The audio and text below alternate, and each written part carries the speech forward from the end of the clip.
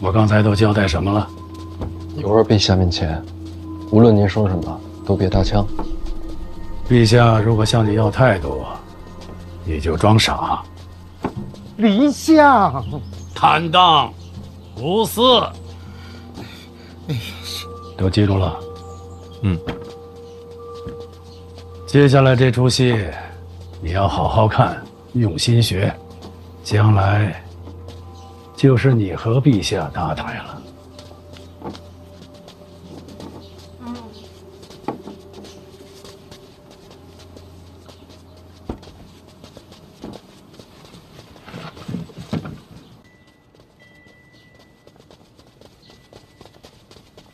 陛下，丞相小发的人到。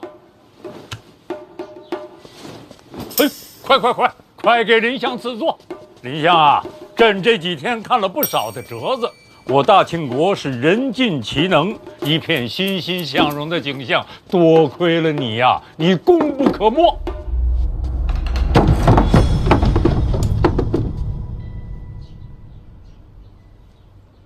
这是我撞倒的。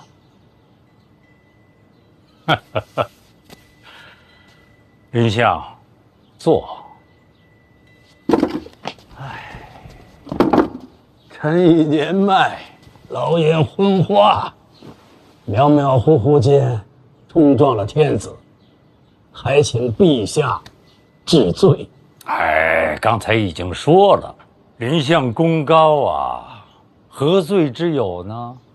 陛下如此待臣，老臣百死亦难为报。臣说百死是成百上千的百，不是平白无故的白。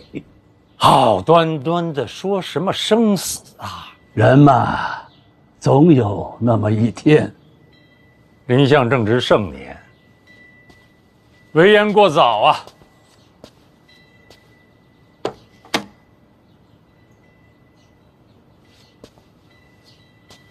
丞相，此次前来，恐怕不同于往常吧？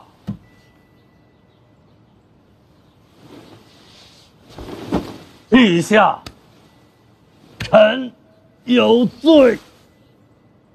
起来说。臣这些年劳神费力，心神俱损，如今满头华发，百病缠身。臣这般残躯无力国事，尸位素餐，心中难免惶恐，恳请陛下放老臣告老还乡。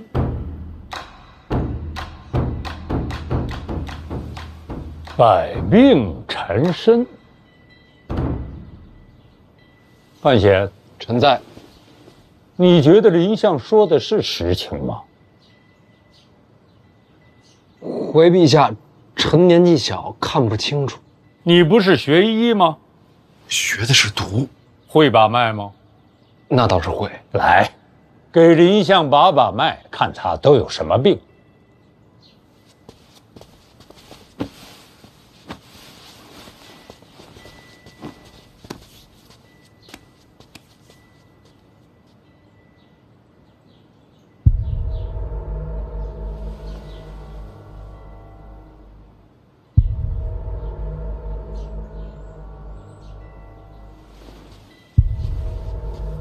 回陛下，还行。什么是还行？从脉象上看不出异常。上年纪了，不算病症。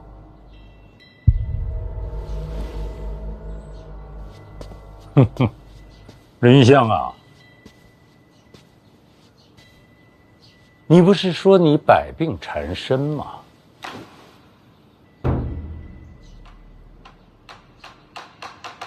臣方才碰到椅子，陛下不是瞧见了吗？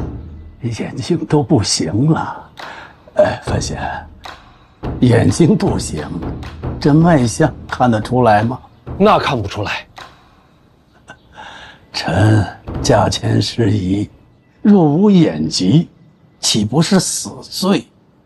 叶落归根，沉其骸骨，但求归葬乡土啊！林相，你劳苦功高啊，你这一走，满朝的官员恐怕都不干了。陛下错了，这些年臣身居高位，享尽荣华，为国效力理所应当，怎敢言功啊？能说无过，亦是侥幸啊。有功有过，两不相欠。年纪大欠不起，还望陛下恩准。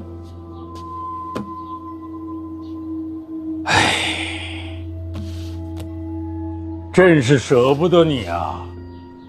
臣感激涕零。你若走了，谁能做宰相的位置？如此重任，自然是陛下权衡，臣不敢妄言。可是举目望去，满朝文武，能有学识、有眼界的，恐怕没人能胜你吧？这真没有。若是有人强过老臣，这么些年，这宰相之位就不该是臣的。我要说有人能接我班，这说明什么？说明朕不识人呗。所以，陛下何等眼光，怎么能看错人呢？所以这个宰相的位置还是林相的。可惜我老了，陛下也不用担心，臣告老后，陛下可以慢慢找，慢慢选，总能找到最适合陛下的百官之首。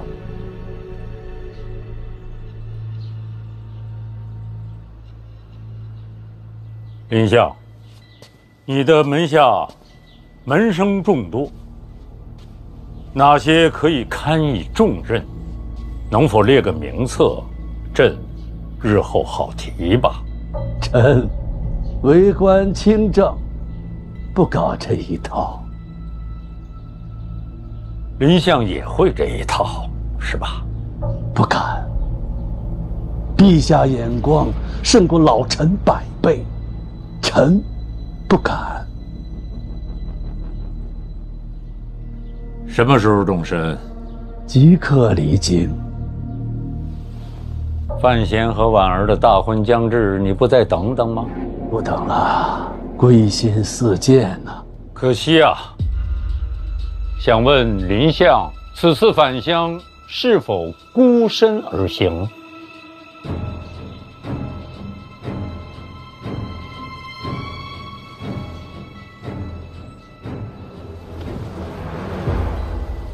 正如陛下所愿，臣孤身而返。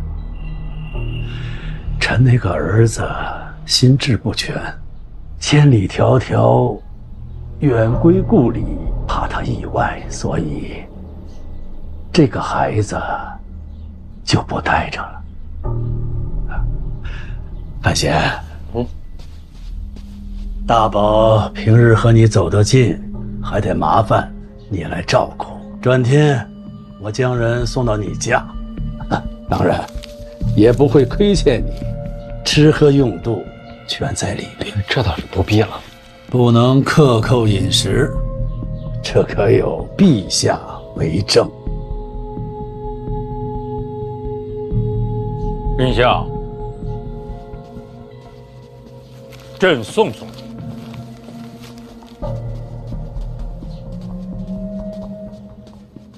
陛下，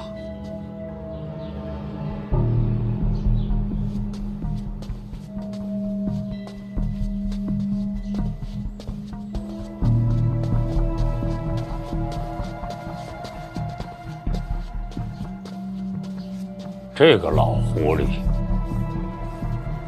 临走还挖了个坑。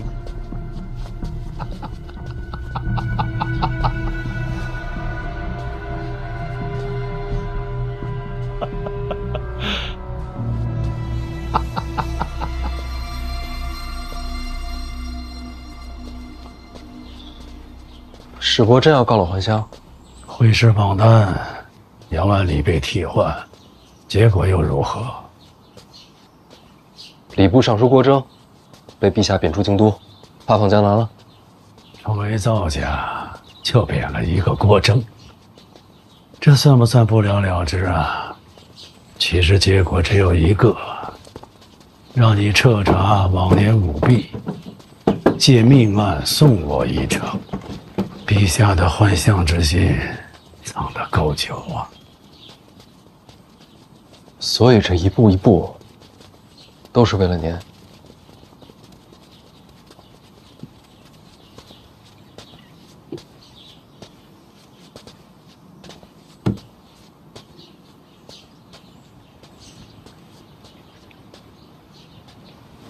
就是为我准备的。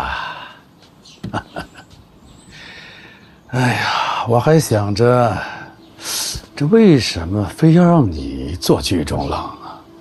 现在我看明白了，原来这春闱是为我准备的。老二以为给你下了套，结果被陛下当了出头鸟，借势而为，不着痕迹。陛下这借力打力的手段，真是炉火纯青。哎，你得好好学学。这可太难了，我恐怕学不会。哎，其实啊，也没那么难。说白了，君臣将相跟唱戏一样，唱念要真，心里要稳，就那么回事儿。我考考你，陛下为什么要让我列出门生旧故的名册来？您在朝中为相多年，人脉甚广，交出名册，选下一任宰相时才能避开您的影响。所以，我不能给。人脉是我立足的根基，我不交出底牌，就还有回到京都的可能。那陛下也不逼问吗？我刚才的意思就是，君臣之间就像在下棋，对弈时心要稳，络子要狠。大家都心照不宣。这些要是您不说，我是真看不明白。我再考考你吧，我为什么把大宝留下？为了我。这些年，我也积攒了不少人脉。我这一走，麾下的门生或许对你不满。毕竟这件案子是由你引起的，偏偏这种事也很难说得清楚啊。大宝留在我家，就不必解释了。陛下让你把我逼走，就是要你做孤臣。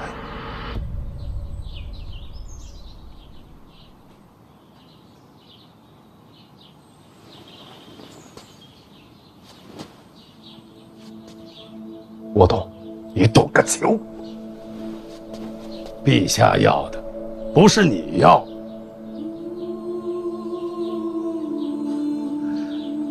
我们做臣子的最刺激的是什么？不就是跟陛下斗吗？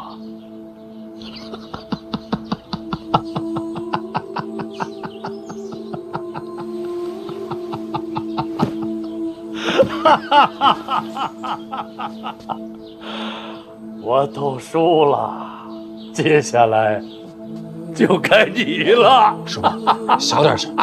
行了，我要走的人了，笑笑不打紧。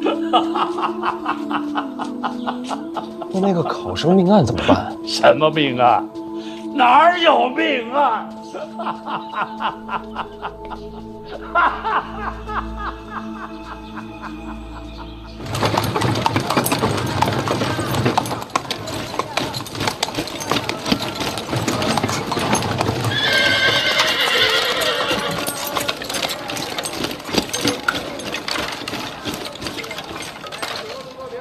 贺宗纬接旨。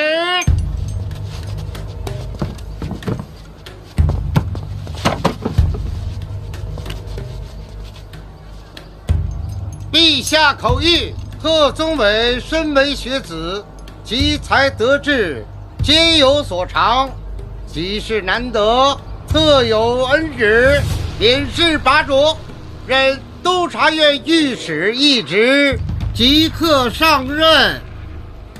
陛下万岁！万万岁！好好做事，陛下对你有期待。臣愿呕心沥血，拼尽性命，为陛下效忠。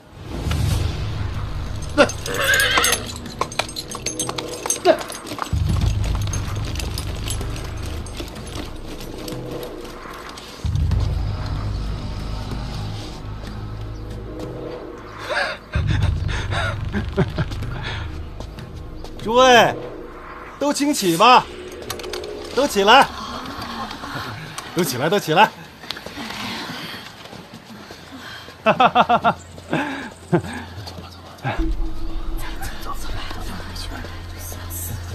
严大人，今后你我同朝为官，多多照应。先把大理寺这一趟走完吧。什么大理寺啊？命案会审，你这就忘了？我靠了，严大人。你当我朝法都是什么？严大人，您误会了。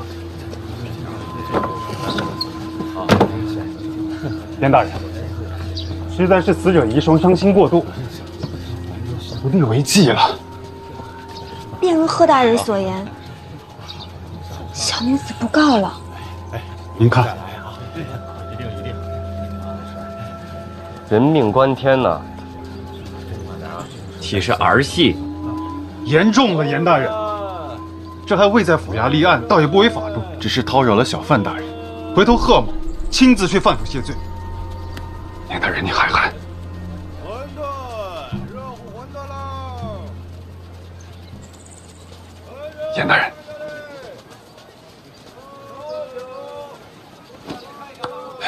要不这样，贺某自己参自己一本，恳请圣裁，行吗？刚才拦路杀人，也算了。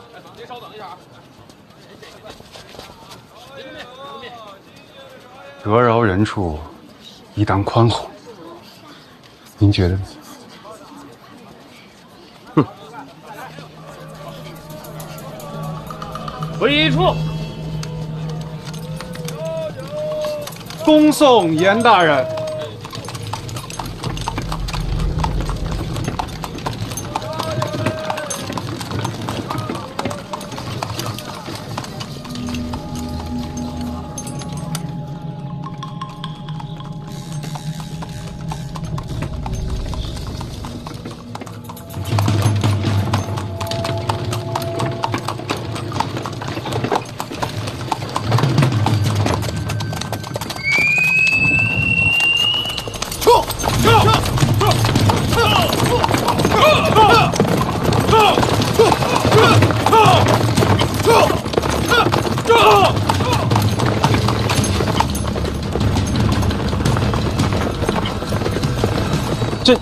这怎么突然就走了？说明京都谈判有结果。跟了一路，还以为要抓人呢。没谈妥，自然要抓人。那就是没事了。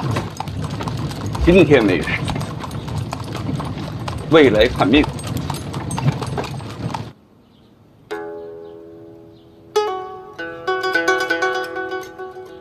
若海，轴，轴都快掉了。你交给手底下修不行吗？这个东西不能交给别人，还得有人偷了不成？这东西不能别人碰。为什么？哼，藏着秘密。不就椅子安俩轮吗？能有什么秘密？范大人，您给搭把手。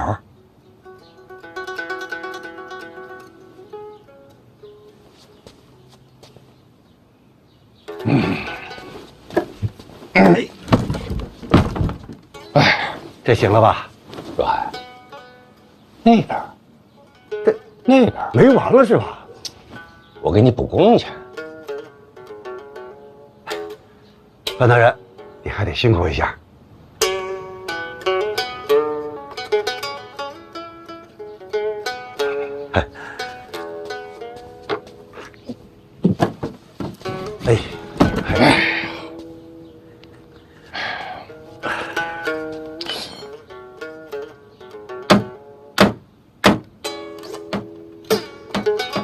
林若甫的事儿就这么了了？他为相多年，势力遍布朝堂，换了你怎么办？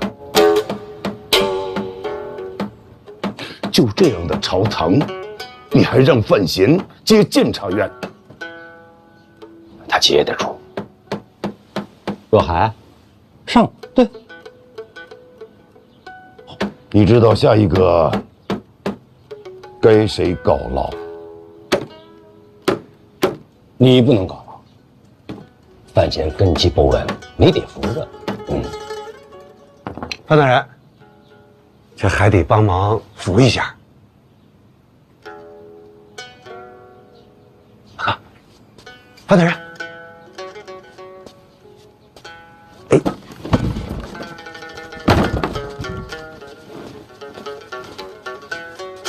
我就不该让范闲来京都。这是你我控制不了的事情。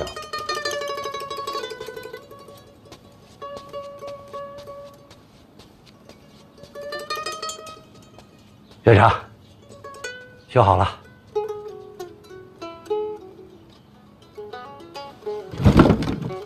林若甫为相太久，你何尝不是一样？你就没想着全身而退吗？我还有事没有完成啊。什么事？我去给你找工钱啊。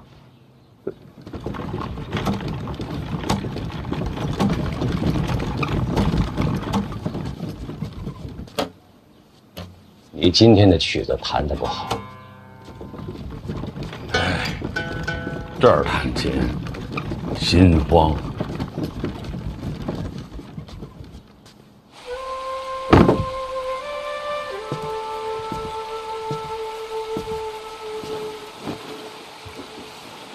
大宝，别。住到范闲家里，要听话，要知道叫人。爹放心，大宝会听话的。把自己的衣服整理好，啊，干净一点，别跟别人吵架。如果受到什么委屈，就跟范闲和婉儿说，明白吗？爹放心，他们俩一定会帮我的。大宝，爹接下来的话，你可能听不懂，啊，不过也没关系，你只要记在心里就行了。你记住，人是会变的，人是会变的，所以不管别人说什么，都别信。你只要相信范闲和婉儿2个人就够了，明白吗？只相信小贤贤和婉儿。小贤贤这个称呼以后就私下叫啊，有别人在，最好就别叫了。怕范闲心里不高兴。不会的，不会的，爹。小贤贤不会因为这个生气的。爹当然相信范闲和婉儿了，不然也不会啊。但是万一，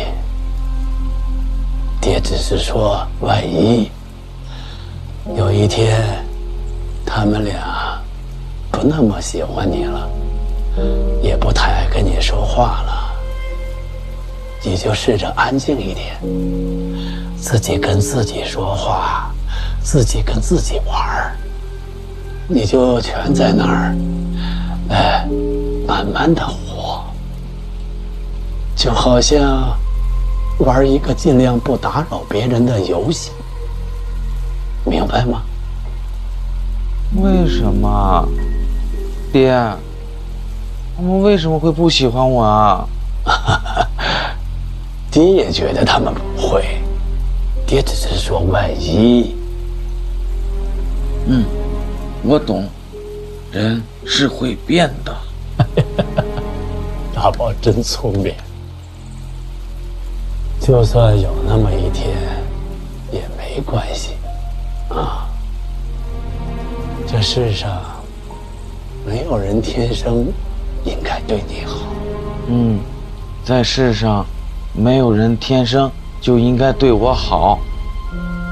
爹例外。爹例外。对，爹例外。爹例外。爹例外。爹例外。爹例外。哎，好。小小的放在这里面，往里面放。快去上我爹那儿把大宝带过来。留一个人。不行，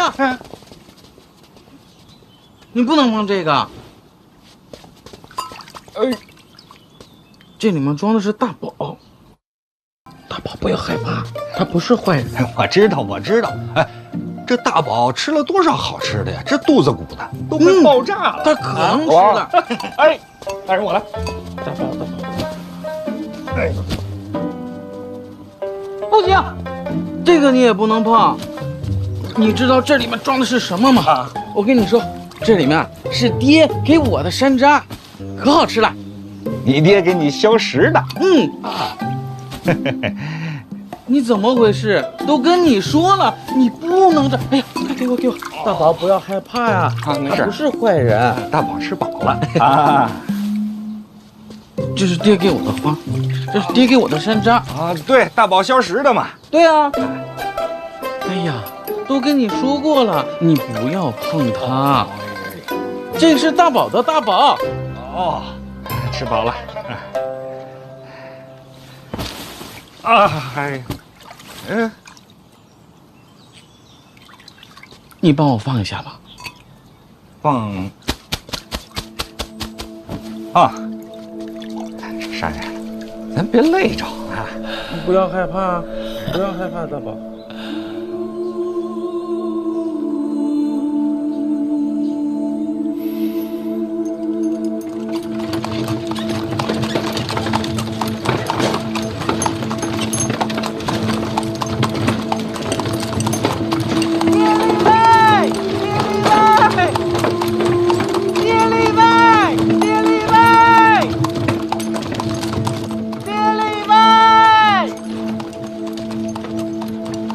大宝，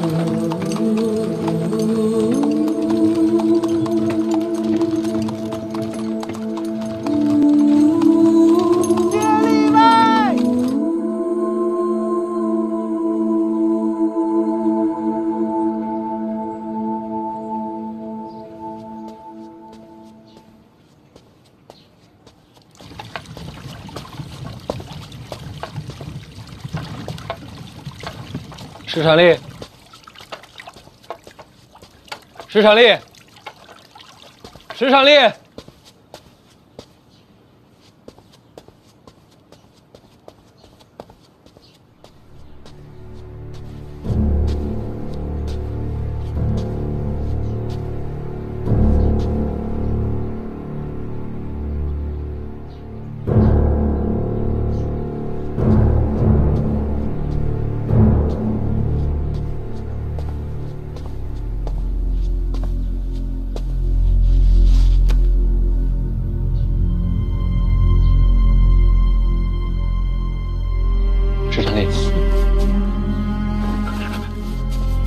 大人，报在文书上说，是天干物燥，意外起火。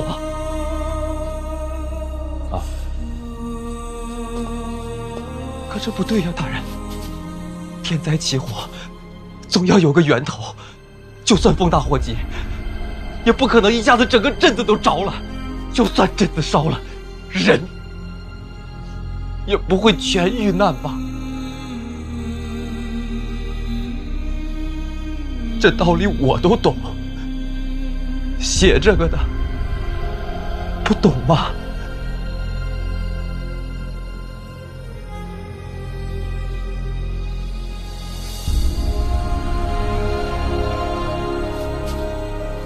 一镇子的人，这样的活，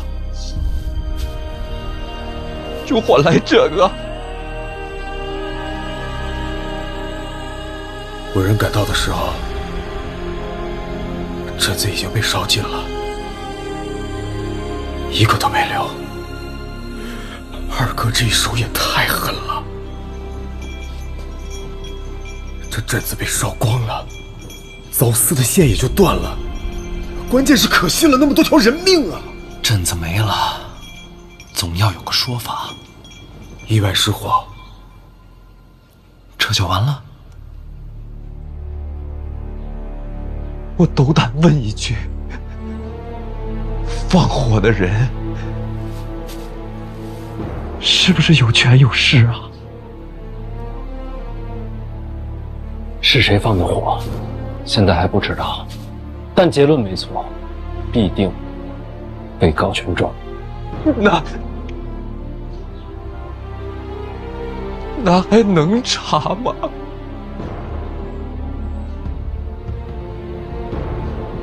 你知道吗？今天还有一桩命案也送到我面前了，但到了刚刚，案子没了。什么叫没了？报案的撤了。石善丽，当今这世道，若没有苦主愿追真凶，很难有案子。大人，我想找真凶。你会撤吗？我全家都没了，大人，我撤去哪儿啊？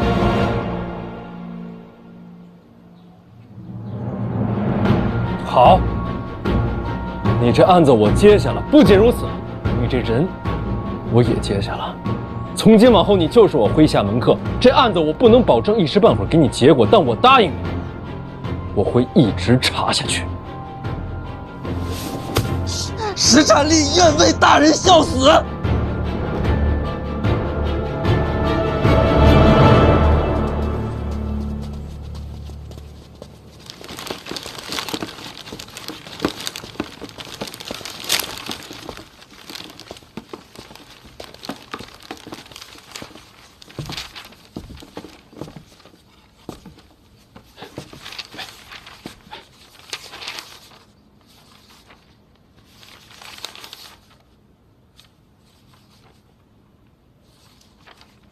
诸位前辈，在下贺宗伟蒙圣恩拔擢，从今日起也是一名御史了，请各位前辈多多提携。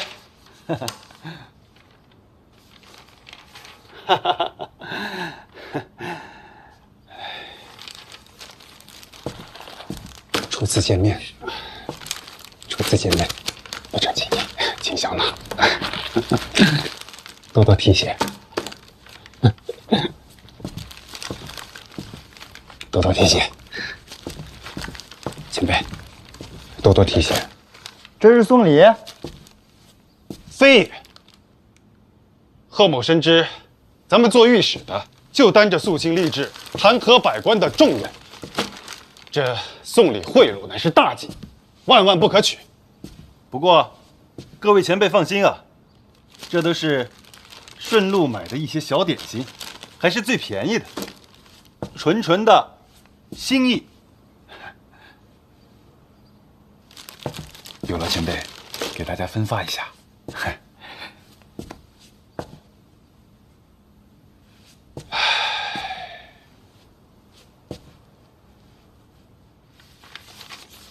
敢问前辈，这是赖明成赖前辈生前的座位吗？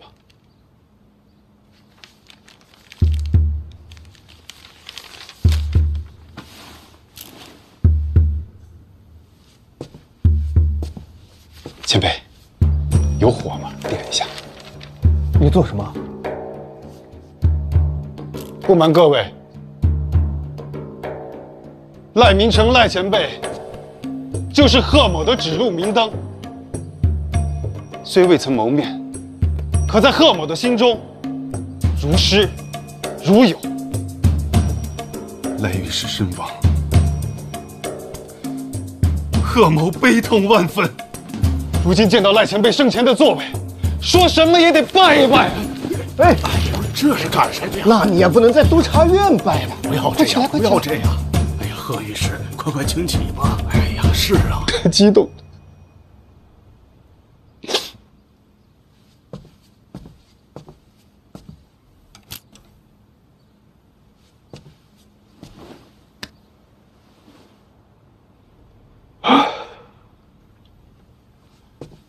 对了，贺某久为白身，只知赖御史遇难，却不知前因后果，是否有小人陷害？原来你不知道啊！赖御史遇害，都是因弹劾范闲而起，最后奸心害他的也是此人。啊！竟然是他！我此前还登门造访过这贼子。之前不知，这不怪你。以后啊，少与他走动便是。不行，面对恶贼，岂能退让？我现在就去范府找他理论。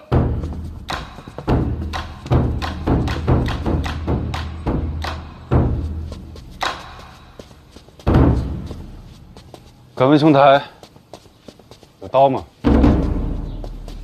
没有。可否帮我借一把？啊，我也刚来，不熟。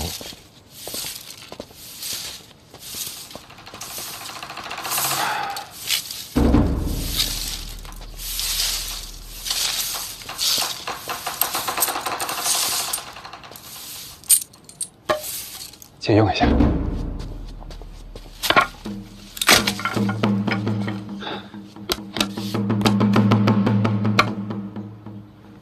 不谢啊。啊。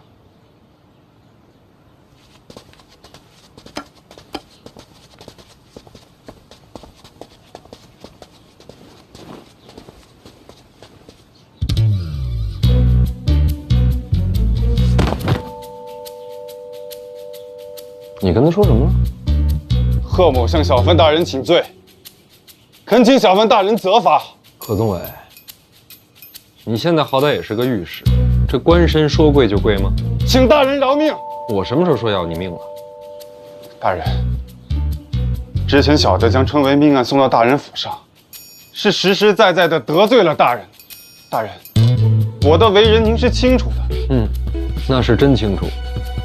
大人，论才学，大人文才经世；论官场，大人身兼数职，权势滔天；论情感，大人是我义父啊！别，没你这便宜儿子。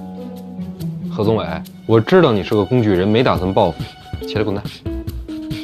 大人，您打我一顿，解解气。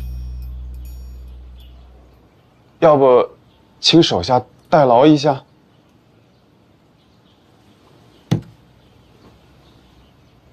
你是讨打来的？大人，赖明成死了以后，督察院同仇敌忾，将您视为眼中钉啊！我要是在您的府上被打了，往后这御史好做一些。到我府上镀金来了，不白打呀，大人。小的在督察院，将来但凡有个风吹草动的，也好暗中告知大人不是？大人，这小的无依无靠、无权无势的，不过是挣扎求存罢了。大人您见笑的。宗哥，恭送。大人，您打2下吧，实在不行打1下也成。请吧。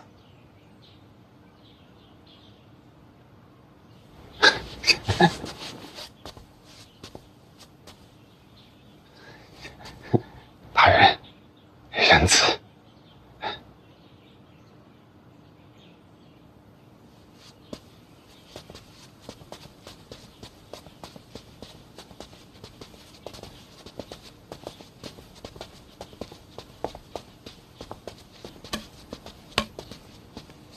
兄台贵姓啊？哎，不打人的啊。你是小范大人的门生？我落榜了。落榜了也好啊，入了官场不拼命，照样没有前程。还是年轻啊！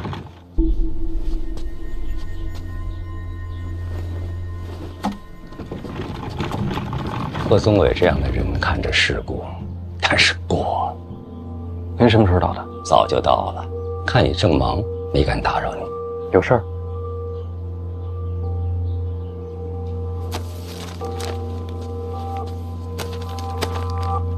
五竹先生最近来过没有？没有。听说小范大人是五竹先生的亲传弟子，若是五竹先生不在，跟小范大人过过招，也是一样的。别理他，一个武痴，总想跟五竹交手。先干正事。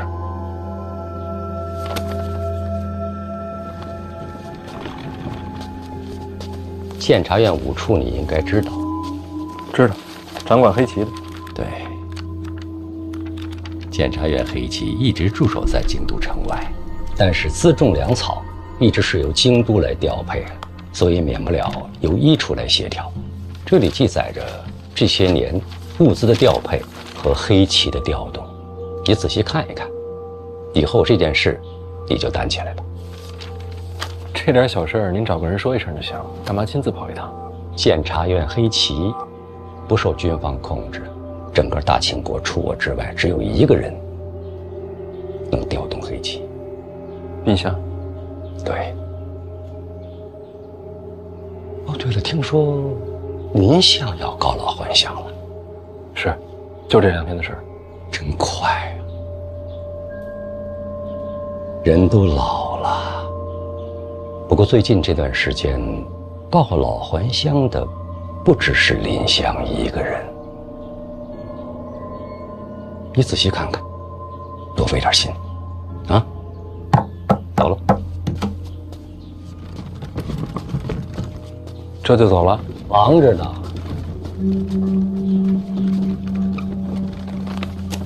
这算什么？哑谜吗？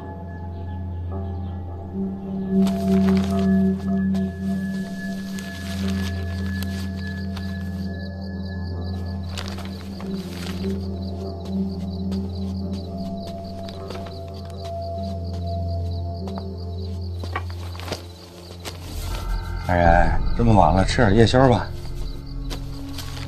你说这到底算什么呀？考题吗？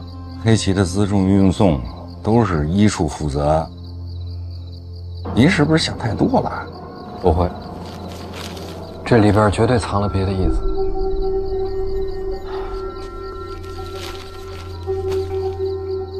哎呀，就是想不出来。你说他有什么话，为什么不能直说呢？那会不会这话他就是不能直说呀？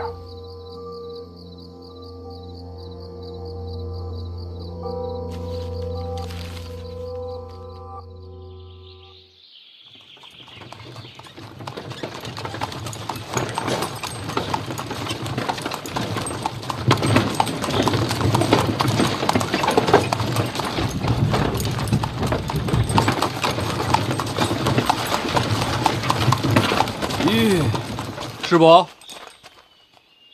师伯，不是说好不送了吗？搭个便车。你去哪儿啊？就前面。又打什么主意啊？师伯这次离京，未免有些冷清。这送别吧，哭哭啼啼，喝践行酒，吟送别诗，这一套下来，累得很。年纪大了，安静些好。师伯放心，我不搞这套。大宝，我家饭菜他很喜欢，这2天吃胖子。那就好，那就好。按您的意思，我没跟他说你要走，这就对了，让他开开心心的，少碰离别。但我觉得，您离开京都，心里想见最后一面的，应该还是家人。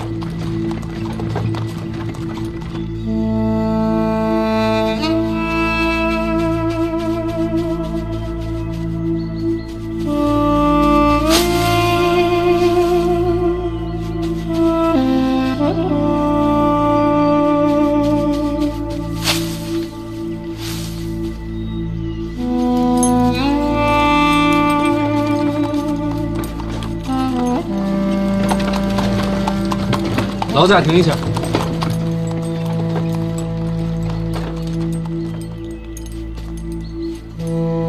哥，哎，婉儿，怎么了，婉儿？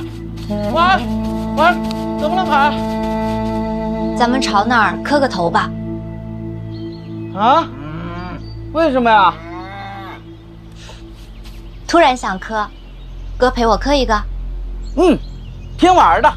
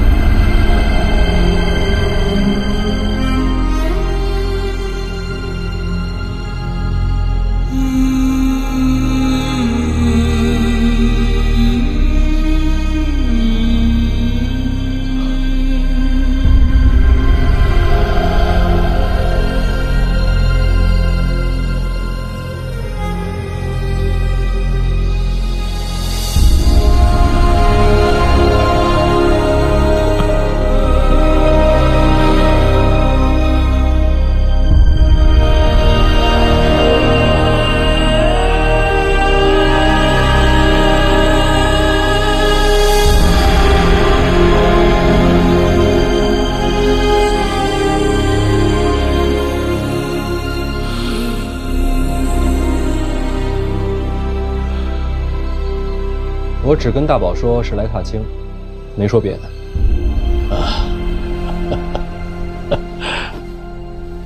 哦，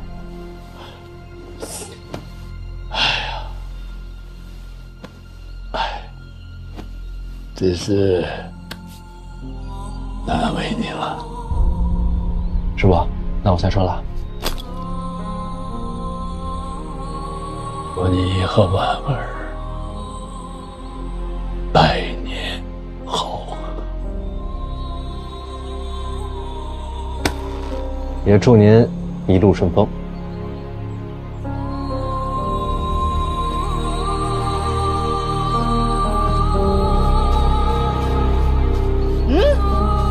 小贤贤，小贤贤，小贤贤，小贤贤，小贤贤，小贤贤，小贤贤，婉儿。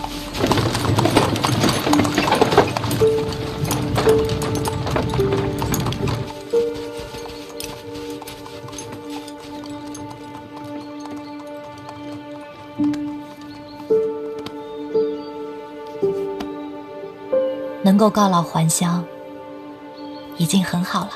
嗯？什么很好了？一家人在一起就很好。嗯，我们是一家人，一家人就应该在一起，谁都不分开。来，我给你们分山楂吃。来，小贤贤。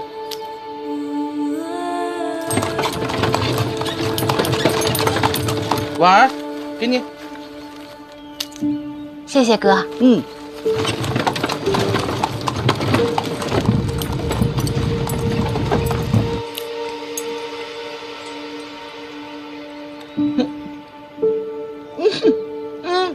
怎么了？怎么了？这个山楂好酸呐，要是爹在就好了。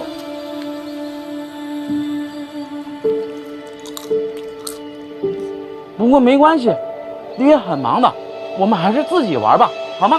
小贤贤，走，我带你去抓蝴蝶，走。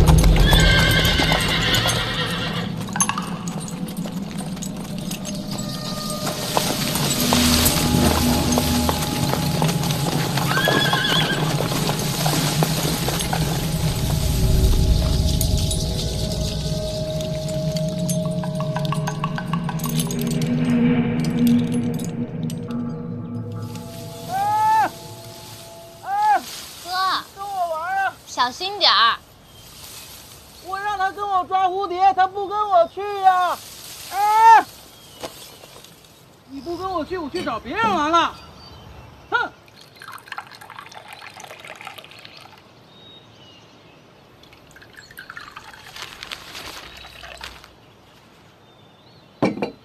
怎么了？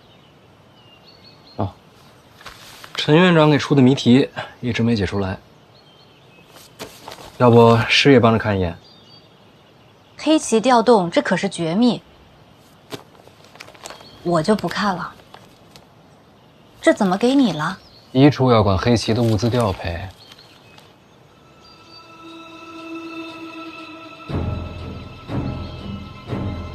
你刚才说什么？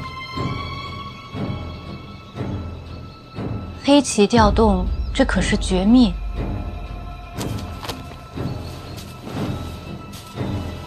检察院黑旗一直驻守在京都城外，这里记载着这些年物资的调配和黑旗的调动，你仔细看一看。怎么了？没事，你们先玩，我想起点事。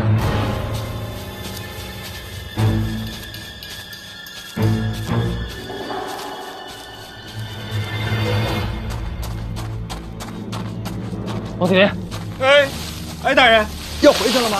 今儿带多少人来？这从一处调了几个，在这周围护着呢。没有。怎么了？院长让一处协助黑旗物资调动。没错。那这上面只记物资进出就够了，为什么还记了黑旗兵马调动？是不是想要让大人一点点的接手黑旗啊？有马吗？那儿呢。真快啊！人都老了，最近这段时间，告老还乡的不只是林香一个人。最近告老还乡的重臣还有谁？最近告老还乡离京的，京都府尹梅志礼，您见过呀？下手如何？听说是让马匪给劫杀了。还记得那天吗？记着。看看哪天调动？6月13呀。这还真有黑旗领命出营啊！不会吧？还有最重要的一句：检察院黑旗不受军方控制，整个大清国除我之外，只有一个人能调动黑旗。难道是这哑谜打的还真是一句废话没有？走，这样去吧。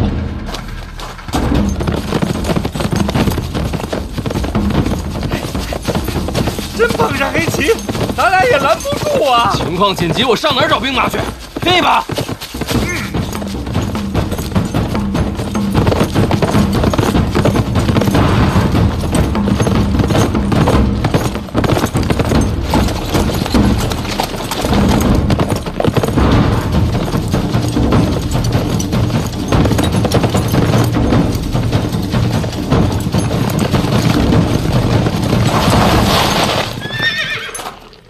殿下，哟，这不是范闲吗？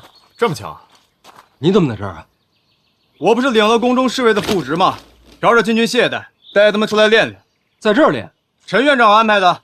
禁军嘛，要凑个空日子不容易。真有他的。怎么了？殿下，掉脑袋的买卖敢不敢做？你要这么说，听着可刺激啊！可能要冲黑旗。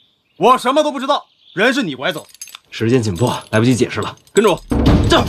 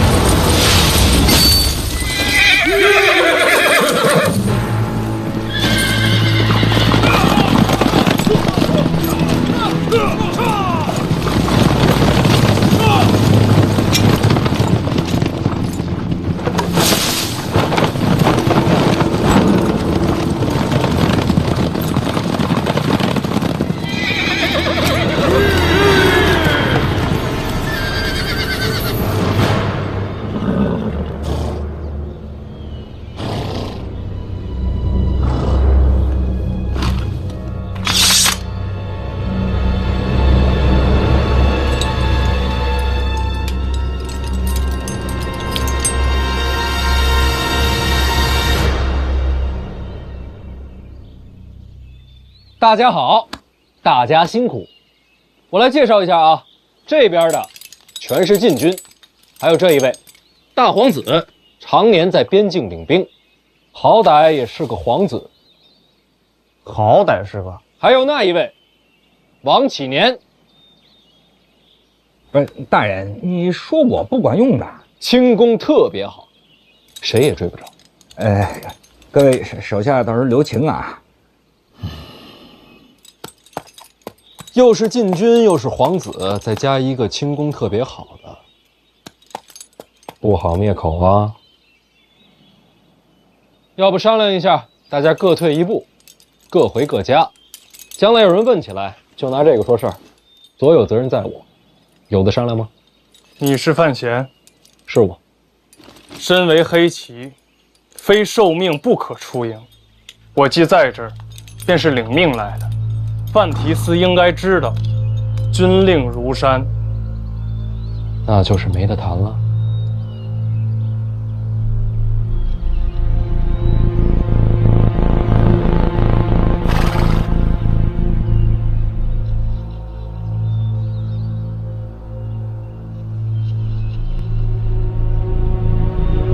收。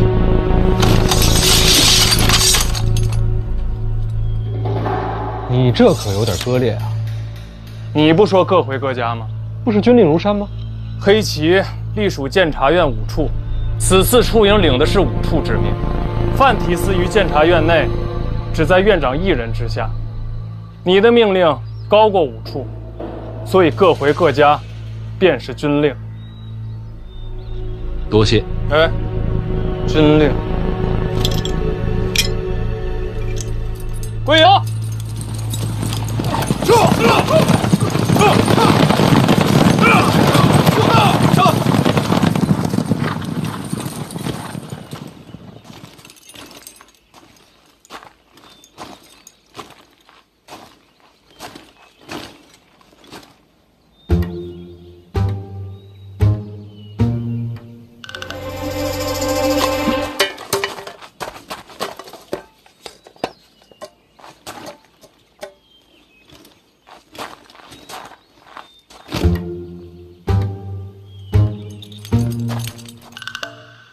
这是还有事儿？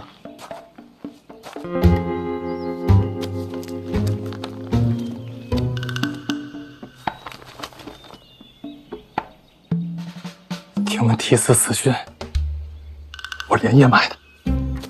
那我谢谢您。幸好是误传。要不输钱我赔你？不用。提斯可方便留存墨宝。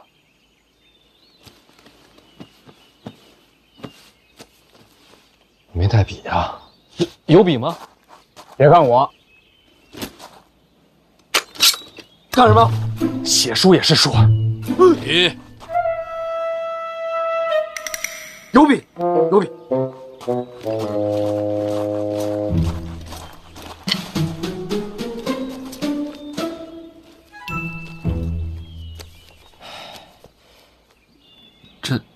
这也没有墨呀。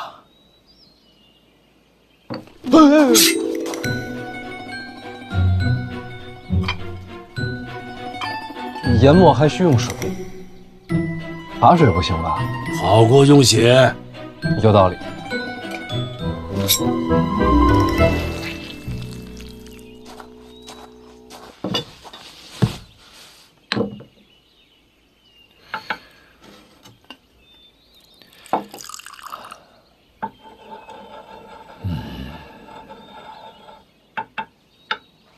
来吧，大人。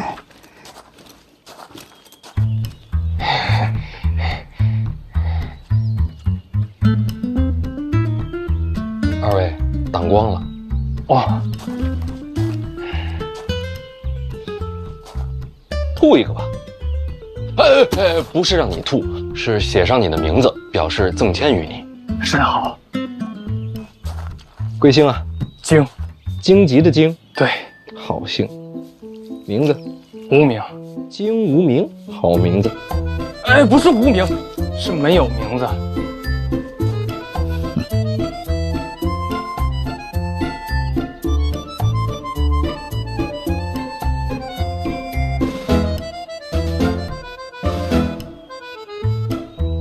职位？副统领，隶属5处。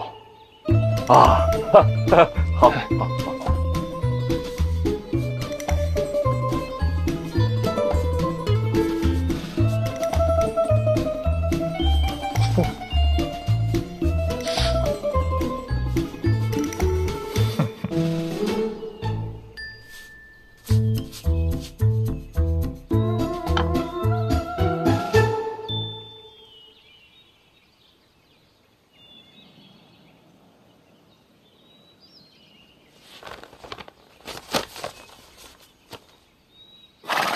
字儿不太好，你谦虚了。难怪院长说，题诗落笔，鬼神一惊。多谢。景统领喜欢读诗？不懂，但喜欢。庆国文坛积弱已久，题诗横空出世，是乃庆国之幸。在下即便不懂诗，也敬佩你这样的人。范题诗，你活得真好。同感。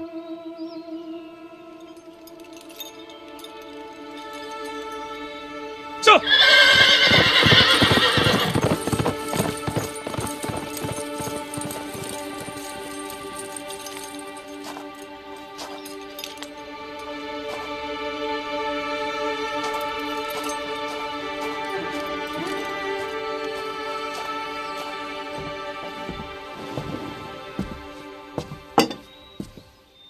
你呀，是得练练字了。师伯，我陪您回乡。我猜错了。什么猜错了？黑旗出现，这说明了什么？陛下想杀您。不对，陛下不是要幻象，而是要废相。有什么区别？废相。废除宰相之制，我判断错了，所以应对也就错了。你等一下，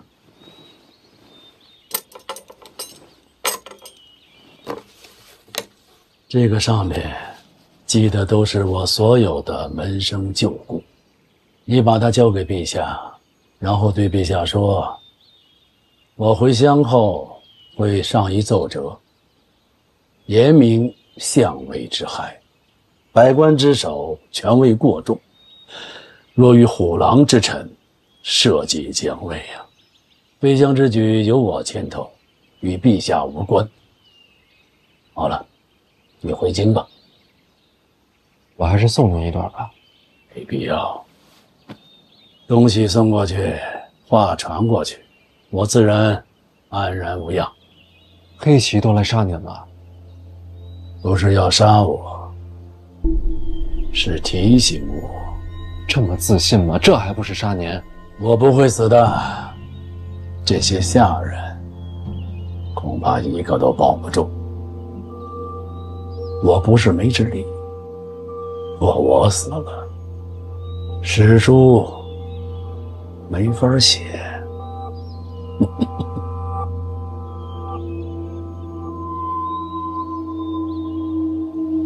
陛下真要提醒，当面说就是了，何必总这样？这还用我说吗？既是提醒，也是威胁。你觉得陛下手段如何？陛下行事鬼神莫测，手段高明。高什么明？手段也就是那样。你若掌控六部，手握兵权，你同样可以手段高明。这话可以小声点。